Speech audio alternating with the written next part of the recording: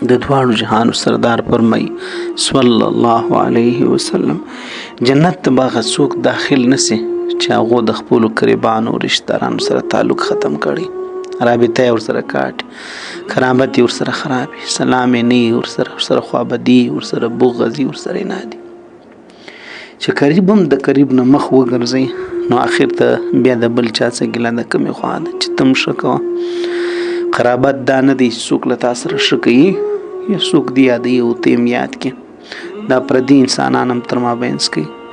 دا حیوانان هم یو د بل سره د احسان په توګه کوي. هر انسان د احسان بنده او غلام دی. الانسان عبد الاحسان. څوک ستا سره ښه وکړي نو ته مجبور یې چې د هغو په مقابل کې په کاڼو خو به نه ولي، بلکې که د اسلام خاطر انسان وکړي، د خدای د رضا خاطر وکړي، قرابت ساتل لکه الله چې د خلکو د مابینځ قرابت یې شي دی، یو د بل ورور دی، دا یو خور دی، یو چش دی، یو چش دی کنه، نو قرابت پالل دا واجب دی د اسلام له نظر، د اسلام د حکم او د هدایاتو پر بنا باندې خامخا به تکه د قریب سره شکول دا غو په خله کې ګرمي یری دي چې ورته وي کله استا سره بد کې او تشکه لکه څنګه چې یو سړي پوښتنه کړې و چې یا رسول الله صلی الله علیه وسلم مور پلار دې مې درته ازار سي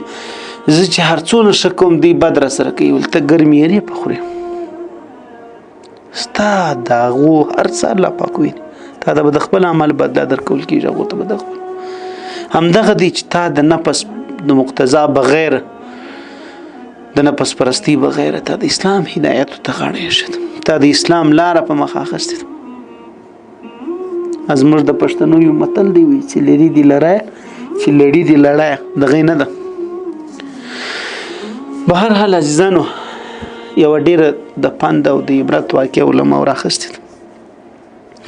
یو ډیر مالدار سړی د حج کولو لپاره حرم شریف ته ولاړی. په حرم شریف کې یو مشهور دیانتدار دیندار امانتدار سړی دا د عربي سره د تمیلاوس دا چیرته د حرم شریف په حدودو کې د تمیلاوس د څه جان پہچان والا هم نو د خپل یو څه مال د دې سړي سره کښې شوی چې دا زما څه ورکېږي دلته زه نه د شپه تېر سم ځای لرم نه بله لرم نه بله نو بس غوټه به یې راپسې تړلې وي په دې کې ډېرې پیسې دي دا به خوندي کړي تر څو چې زه حج ختم کوم پوره کوم یې خپل کور ته ځم بیا به یې برته درنه واخلم هغه ورته وي ډېره ښه ده بس امانت یې دی کښې شوی دا ګر سره دغه امین سړی و دا دغه دیانتدار سړی و دا ډیر بزرګ سړی و دا ډیر د لوړې مرتبه سړی و دا په علاقه کې یو دا سړی چې کله حج ختم کړي هغه سړی چې دا امانت ور سره شي دی هغه دیندار امانتدار هغه نیک هغه زاهد سړی و پات سوی دی حالي پاتې وکړه په دې پاتې او په تازه کې د قربان پښتنو کله چې ورور دې سړي سره خو ماته امانت یې شي او ته یا علم ستا یا ته ویلي ول نه هیڅ علم نه سترت نه مشته په دې باره کې څه ویلي سړی حیران شو چې زما خو هر څه نیستی و استی دغه نو اوس بکیږي څه نو دې ملایان ته ورتلی باره به ویل چې زه د په جیدات یا د په میراثه یا د په پاته قربانو پسې لاس زما لګیږي کنه زما خو پیسې وي ما د تور کړی وي چې امانت د سره کښېږده اوس دا سړی مړ سو او دې سړي په د خپل قربانو کې چاته زما د پیسو علم نسته قربان دا وایي چې مشتي څه نه دی ویل نو بیا نو چا یو څور تل چا بل څور تل دغه یو بل بزرګ قرباني پیر سو هغه ورتل چې صاحب زه به د دې ولاره طریقه ته وشم ته دی وکړه دا سړی بس تاسو د خپل امانت علم په خپل درل درکې ول څنګه ولته دی وکړه د جمعې په شپه باندې 2 رکعات المنذ صلات حاجت وکي وسلواره درود په نبی کریم علیه الصلاۃ والسلام مبارک باندې وای او بیا ولارس زمزم په کوهي ودرېږ او ورته وای چې ای پلانې ژغور وکړه دا سړی د جنت والا او څوستان ژغ به الله رب العزت ورسي او جواب د زمزم پر کوهي درکې د شپې بدرې بجې یا به د شپې 4 بجې په یوازیوالي وخت کې ورسي چې پیتنه زین جوړ نه سي بار به دغه د رقم وکیل کده ما چې کوم درته ویل سړی به د اخستي ورته ډیر شد نو دی ورلی هغه کوم عمل چې هغه بزرګو شوی دی ټول ښه په ترتیب سره سرته ورسوي د شپې 2-3 بجې د زمزم په کوی باندې ودرېدي یو نو وزسلی غږ ورباندې وکړي چې پلانې یا بزرګې په نامه واخیستې پلانې زما امانت ته پلانې زما امانت هیڅ جواب ورنه کول بیا هغه واپس بزرګ لرالی بزرګ ته ویل چې یاره دا رقم کیسه ده غږ خو نه شو ولور څه اوس بیا بل کوهی ورته وشوي چېرته هلته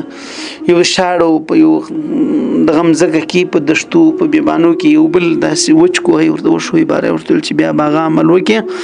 د شپې لمونځ صلات حاجت درود شریف نبی کریم علیه السلام الله ته خواستو دعا او بیا به ورسې پر دې کوهي به غږ وکړي چې پلانې زما امانت چېرته دی زه پلانې یم ستا سره چې مې امانت ایښی دی که دا سړی د جهنمیانو څه و نو دلته به غږ در باندې وکړي دی وی زه رالم دا پاته سړی دا د مال مالک وایي زه چې رالم ما چې غږ ورباندې وکړي سړی راته ویل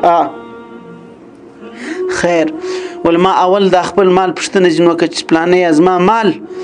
زما امانت ول در راته ویل چې ورس زما بچیانو ته ووایه چې زه په کومه کوټه کې ویده کېدم د هغه چپرکټ لاندې به ځای راوشني یا به د هغه سره راسته سیټ ته یو کونج دی دې کونج کې به ځای راوشني په هغه کونج کې ما د دې سړي امانت په خاورو کې پټ کړی دی راوباسي رښتیا ګو ما چاته نه دی ویلي ته به خپل امانت واخلې وایي ما دویمه پوښتنه ځینې وکړه چې فقال له ما الذي انزلك ها هنا وقد كنت يظن بك الخير هی د الله بنده دلته څنګه راغلی د جهنمیانو تر ټولو یې پونې موږ خو په تا موږ ټولو پر تاسو باندې پر تا باندې د یو نیک ګمان کوي ته نیک وې ته زاهد وې ته په لمانځه کې د موږ نه بالا وې ته په تهجدو کې له موږ نه بالا وې ته په صدقې او په تلاوت په ذکر او اذکارو کې د موږ بالا نو دلته څنګه راغلی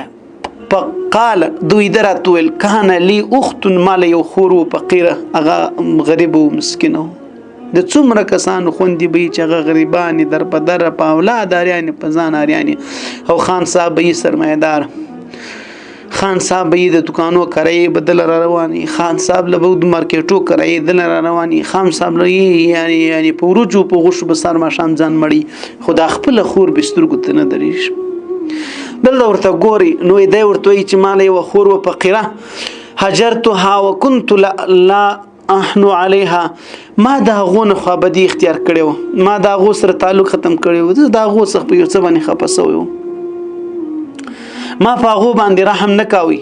وكنت لا احنو عليها فعاقبني الله تعالى بسببها ما فاغو باندې وسیله رحم نکول ما دا غو څه خیال نه ساتي